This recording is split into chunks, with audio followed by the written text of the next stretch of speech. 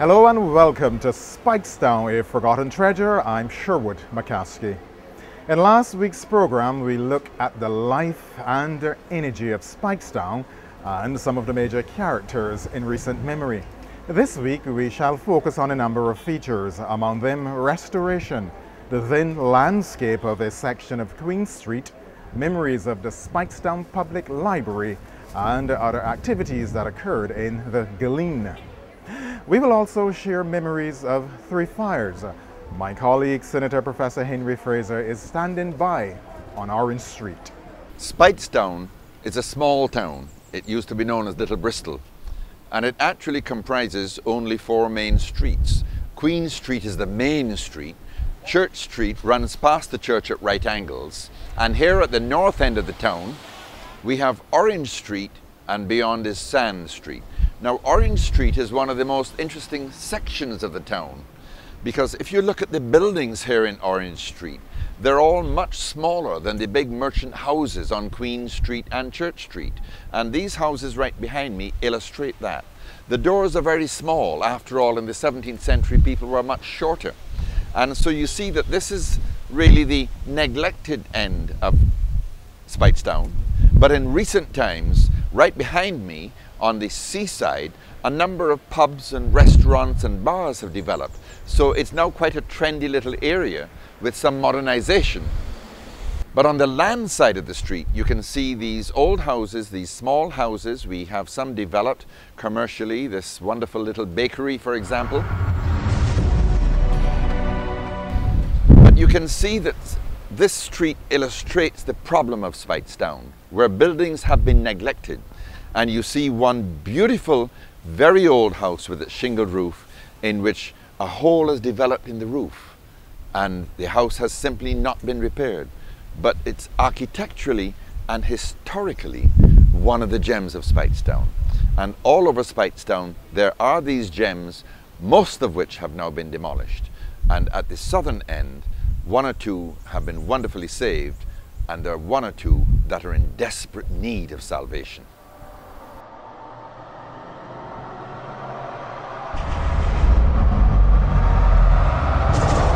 Nearby is perhaps the grandest old building left after the church, the old post office and library, and once the telephone exchange. It's pure Georgian, perfect symmetry with little ornament, but an elegant gallery and staircase, and it overlooks the sea at the back. We're standing here at the corner of where around the town meets with Queen Street, the main street of Speightstown. And right behind me is Galeen. This is a magnificent three-story Georgian structure which has been allowed to decay over the last 30 years.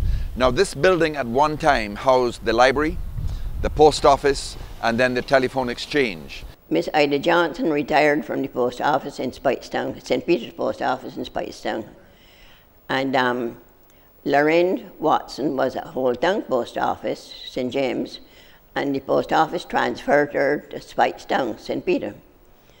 And the office was held in a three-story building belonging to the government, and the office and the post office and library were on the ground floor, and two other floors had residence for the postmistress. And it's very important to me emotionally, because when my grandfather died, my mother became the postmistress for St. Peter, and she was given the living of the top floor of this building, where she lived, ran the post office, and supported her mother and 5 siblings. So it has been a very important part in my ancestral story. On the second floor was the Speightstown Telephone Exchange, and I was the night operator of the telephone exchange. In the early days, the telephone exchange was a switchboard, and they had about 30 subscribers for the whole of St. Peter and St. Lucy. And when they took out their phone at home and rung, a little disc dropped down on the switchboard. I'd pick up a plug and put the receivers in my ears and hear who it was the other side and connect them to what they wanted. So during the day I had nothing to do, and I used to go down the post office to help Lorraine with the post office work, selling stamps, checking in library books, writing receipts for parcels, doing all the post office work. But then she got married in 1941. She moved to St. John's and became postmistress up there because that office was vacant. So Marion was at Old Town Post Office, St. James, and the post office transferred her down to St. Peter. So again, I was down there helping Marion with the post office work. That's how I came to learn it.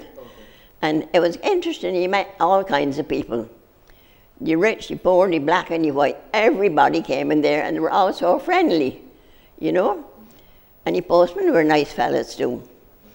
And the mail van came from St. Lucie about 8:30 in the morning and picked up our mail on its way to town, picked up our mail, then on to St. James, and then round to Bridgetown Post Office, which was held on the ground floor of the Parliament buildings.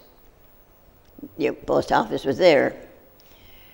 Well, the postman came in from the outside, 2 or 3 postmen came in with letters they had cleared from mailboxes on the road.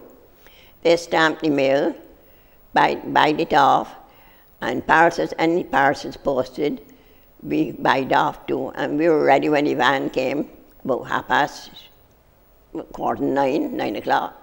We had our bags ready for the van on its way to town.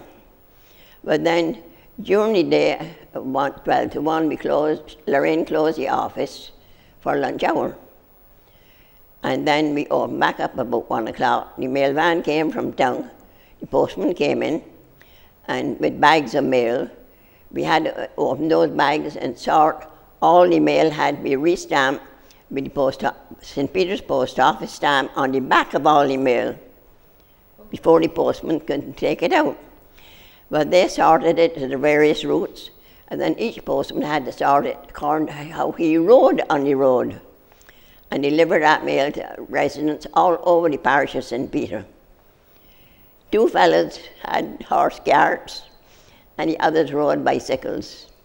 But then in 1941, as I said, Lorraine went to St. John's, so Marion came to St. Peter, and I again was helping her with the post office work.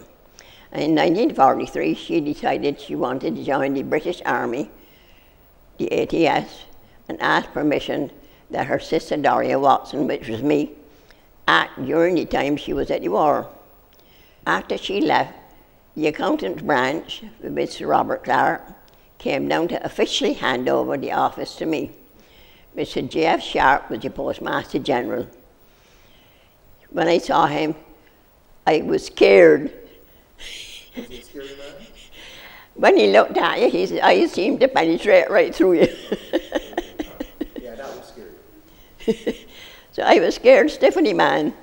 He told Lorraine afterwards that I would never get a job in the government because I was too anemic.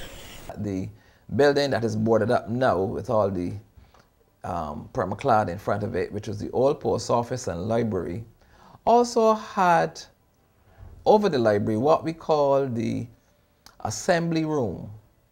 And in the assembly room, that was one of the earliest theaters that we had. Back in the 50s and 60s, early 1960s, there was plays used to be put on, and Alfred Pragnell and Marvel Manning starred in 12th Night down here in Speightstown. One was Malvolio, and the other one played the part of, I don't remember all the characters, but that was one of in the early 60s, yes. Marvel Manning, she was quite a good actress, always was. And, well, Alfred Pragnell, he speaks for himself. And they did a very good play of 12th Night. And that is where a lot of the theatre arts took place in Speightstown, the assembly room over the library. Upstairs, the post office was a building which housed activities for the area. And I remember the Christian youth movement had its genesis right there, and in Speightstown, upstairs, the library. The library was a place where children would go on Saturday mornings. There was a lady called Miss Jordan, and she would have reading sessions for the children, and we would listen to songs being played and things like that. That was fun for us. Certainly, the post office was be there on a regular basis, and to the library very often sit down and do research. I recall that I'm a product of the old parish school, and then joined in 1952 the amalgamation of Coleridge and Parry, and very often we would go to the library there to do our research. Yes, that library held a lot of memories for me too, because there's a lady called Miss Jordan. She was the librarian, another very strict person. I do not remember her first name, but Miss Jordan managed the library over there. And when you went in there, you sort of walked on your tippy-toe, because if you stepped too hard, she would look at you and say, "Remember, this is a library." And I mean, she dotted her I's and crossed her T's. But when you really got to know her, she was really a wonderful person. If you wanted help of any kind, when I left Alexandra and went over to Queen's College and I needed to do more research, once you went into the library, and she was always appreciative of students that furthered themselves, and she would come to you even before you got in and ask, "So what can I help you with today?" She was so sweet. And to think that when I was younger, I was so terrified of her. But you know, as you grew older, you realize that she wasn't the terror that you thought she was. She was really a wonderful person. Really, really a wonderful person. I remember there was a lady in there who kept that library spick and span. Her name was Miss Bab. And you know, if the librarian didn't speak to you and you were out of line, she would speak to you. And you had to obey, and because I think it was parcel of the manners and the given etiquette of the day. But that library held, there was a cherry tree in the yard that we used to raid, and they would allow you to raid it if you asked politely. So we used to have great fun at the library in a kind of modified way. You know, you couldn't keep noise and all of that. But the library has a lot of memories, and I learned a lot by reading, you know, about Barbados, and reading a whole lot about, because you had to do research once you went to Queen's College. I will never forget my first assignment was about the Holy Roman Empire. And I did my research in there, all those big encyclopedias that were almost heavier than I was. We had to get them and learn about all those things. Mm-hmm. It's been a very important social centre of Speightstown. It was where everyone met. People came to use the library, people came to use the post office facilities, and the telephone exchange controlled everything that the telephones handled in the northern end of the island. It's been allowed to go to pieces. It's been decaying quietly over the last 30 years. And right now there's a hazard right there in Speightstown as it is, because they got galvanized built around it. And I can remember at one time before they built the galvanized, some of these solid blocks from the top fell out. Because actually it deteriorating and the blocks just fall out. Certain times you'll be there and you hit the block, you're banging on the galvanized hit. That's the rubble, because you know that kind of building from so old, that just fall out. I was saying that I have to don't be careful, it might actually crumble as it is, and the galvanized out there that can't really sell them, because that's going to push everything in the road. Those kind of old business buildings and things, we have a lot of potential. They got one of the prime lands, and the suggestion for that post office was to do it like pelican, craft work there, list shops that people rent, and downstairs have a nice senior place that people drop off the old people during the day. They can sit and watch the beach all up and come back when they come back from work and pick them and carry them home. A nice senior citizen home there. We suggest that. It's rotting down. 90 years old that post office is. It's rotting down. But it has enormous potential for all kinds of adaptive reuse. If we look around us, we can see what's been done with other buildings. In front of me is Arlington House, which has been restored at some considerable cost with the benevolence of a philanthropist working with Paul Altman and the National Trust to create the Arlington House Museum. On my right, we have a warehouse which became Arches Hall, a wonderful interior design facility. Next to that is the beautiful balconied building where the Alexandra School began 100 years ago. And that beautiful building was the restaurant of Pierre Spenard Mango's restaurant, the gentleman whose vision created the beautiful mural on the wall of Jordan's warehouse looking north across the beach. So we have a problem here in Speightstown.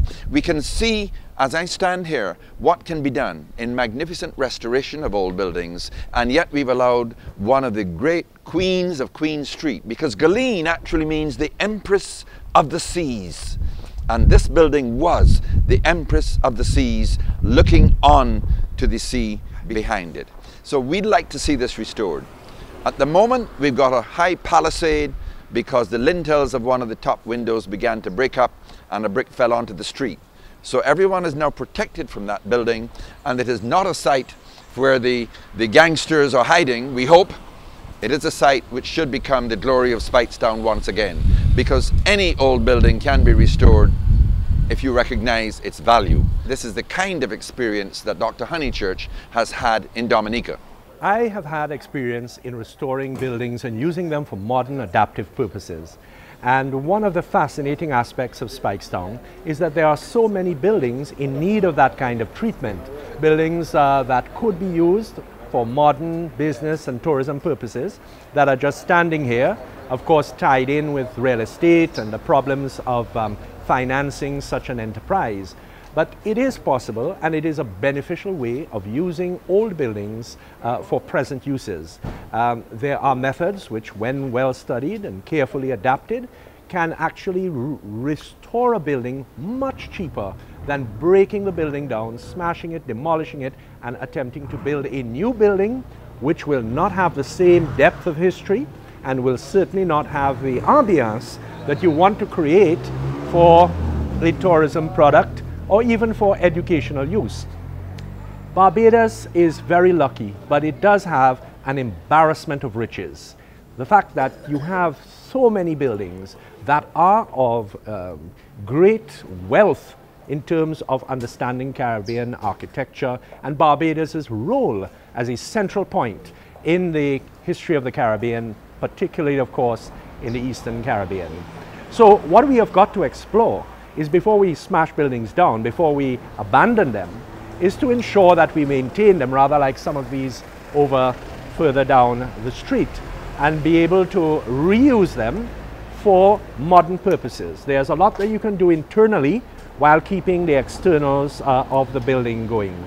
And of course, there are techniques which are important to develop, and the young artisans of Barbados, just like the young artisans of Dominica that I've been able to work with, can develop skills which will be necessary not only for restoring buildings, but for new construction.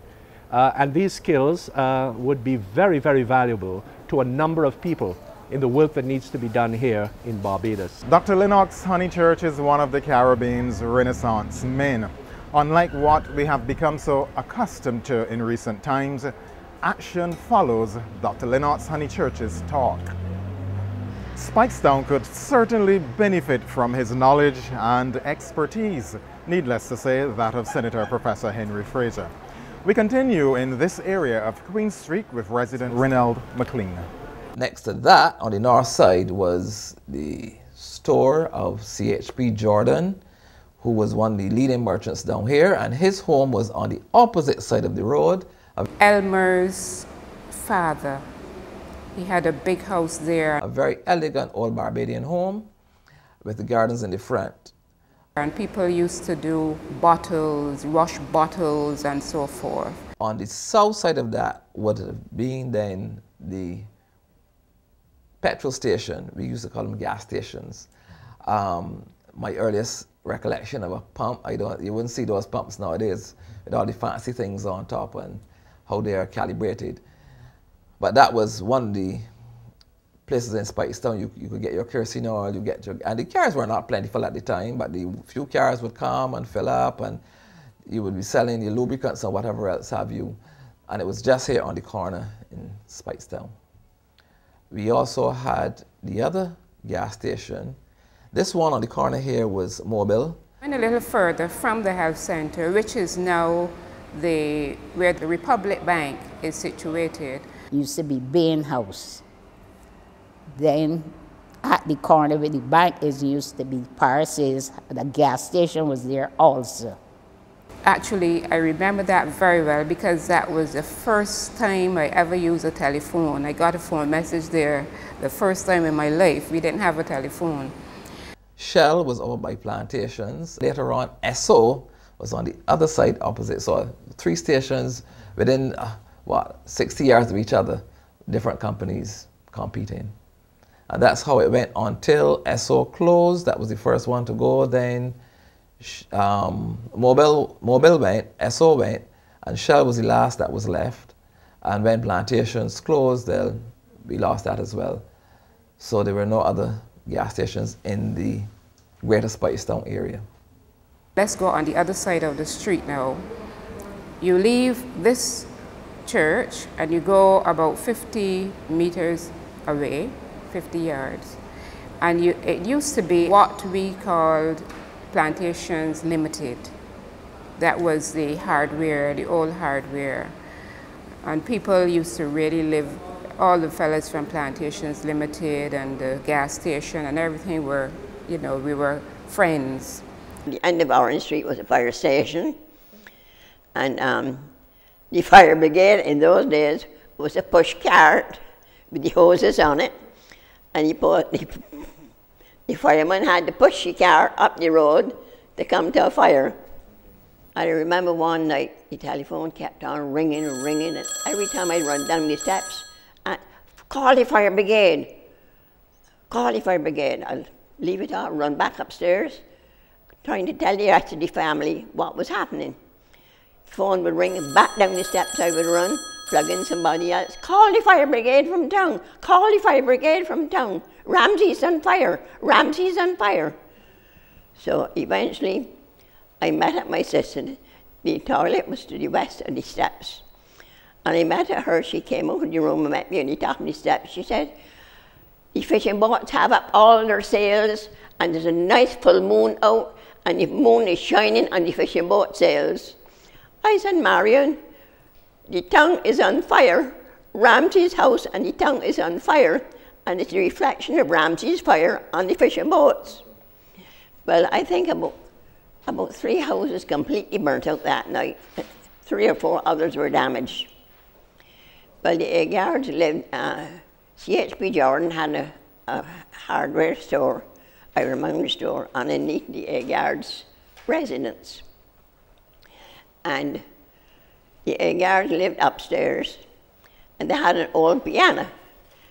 And after the fire settled down, they had moved up to Noel Roach's drugstore when the fire was taking place.